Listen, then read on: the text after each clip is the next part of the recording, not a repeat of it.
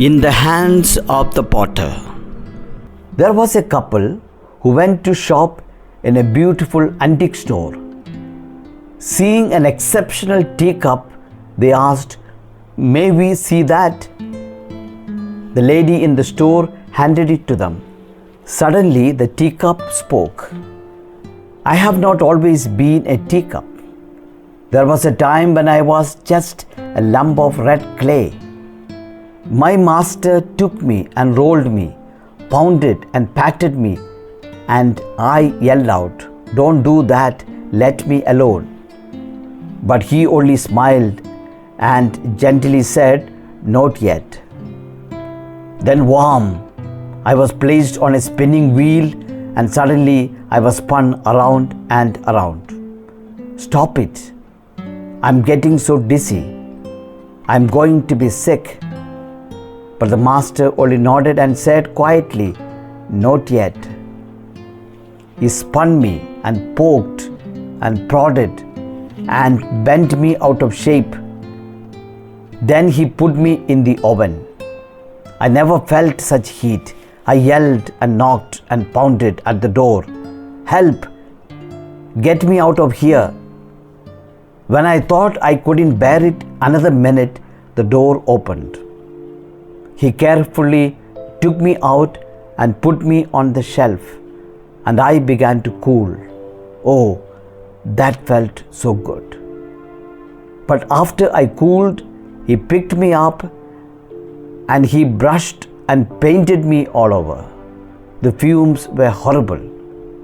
'Oh, please stop it,' I cried. He only shook his head and said, 'Not yet.'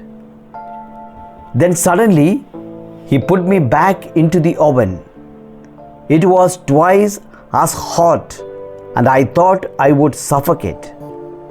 I begged, I pleaded. I was convinced I would never make it. Just then, the door opened, and he took me out and again placed me on the shelf, where I cooled and wondered, what is he going to do to me next? An hour later, he handed me a mirror and said, 'Look at yourself. You are beautiful.' The lady who bought that teacup kissed it and exclaimed, 'Indeed, you are beautiful.'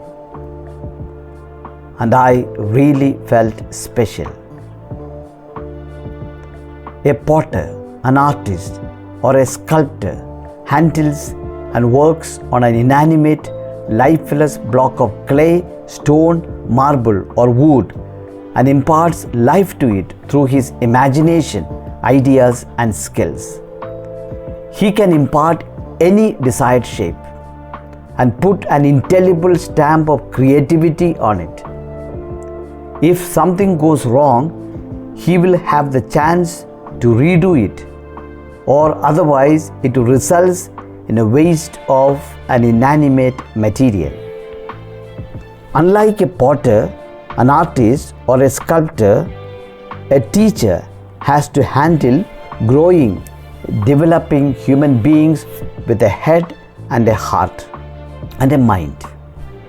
He tries to impart a meaningful shape to the child's life by transferring values, knowledge, and life skills. Educational leaders across the world have shaped the lives of thousands of students to a better life, a life of integrity and virtue, a life of holiness and grace. When Don Bosco met the young Dominic Savio for the first time, Don Bosco exclaimed, "You look like good material to me." "Good material, Father? Good for what?" "To make a beautiful garment for the Lord." "Then take me with you to your oratory, Father, where I will be the cloth and you will be the tailor." Don Bosco did make Dominic Savio into a saint and a perfect model for youngsters and a beautiful garment for the Lord.